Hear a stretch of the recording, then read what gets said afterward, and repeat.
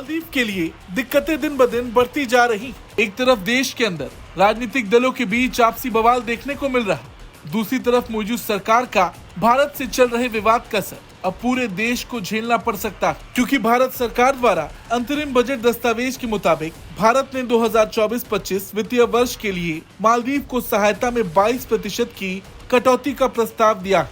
देखा जाए तो ये मालदीव के लिए बड़ा झटका साबित होगा, क्योंकि देखा जाए तो इससे पहले भारत ने मालदीव की सहायता ही की, मगर आज चीन समर्थित मौजूद सरकार की ही देन है जो भारत से मालदीव के रिश्ते बिगड़ते जा रहे हैं। वैसे बता दें, मालदीव को डेवलपमेंट असिस्टेंस के लिए 600 करोड़ रुपए आवंटित किए गए हैं, जो सरकार द्वारा विदेशी देशों को दी जाने वाली तीसरी सबसे बड़ी सहायता है। 2023-24 में मालदीव को 770.90 करोड़ रुपए की सहायता दी गई, जो 2022-23 में दिए गए 183.16 करोड़ रुपए से 300% से अधिक की वृद्धि थी। दरअसल सरकार ने बजट 2023 में मालदीव के लिए शुरुआत में 400 करोड़ रुपए आवंटित किए थे, 770.90 करोड़ रुपए कर दिया गया।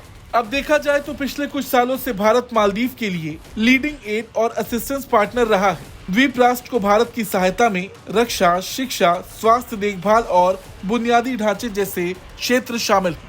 सरकारी आंकड़ों से पता चलता है कि मालदीव को 2018 में विदेशी सहायता के लिए कुल आवंटन का 2.1% प्राप्त हुआ। 2019 में ये बढ़कर 6.8% हो गया। वहीं 2023 में कुल आवंटन का 6.84% द्वीप राष्ट्र को मिला। हालांकि अब भारत ने अपने हाथ मालदीव से पीछे खींचना शुरू कर दिया है।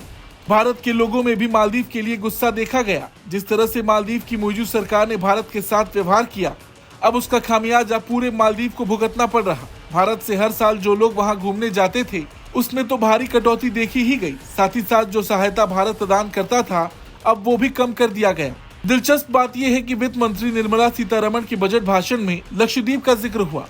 सीतारमण ने कहा कि पर्यटन को बढ़ावा देने के लिए लक्षद्वीप के विकास पर विशेष ध्यान दिया जाएगा। सीतारमण ने कहा, केंद्र शासित प्रदेश लक्षद्वीप को अपने पर्यटक बुनियादी ढांचे में सुधार के लिए सरकार से पूरा ध्यान मिलेगा।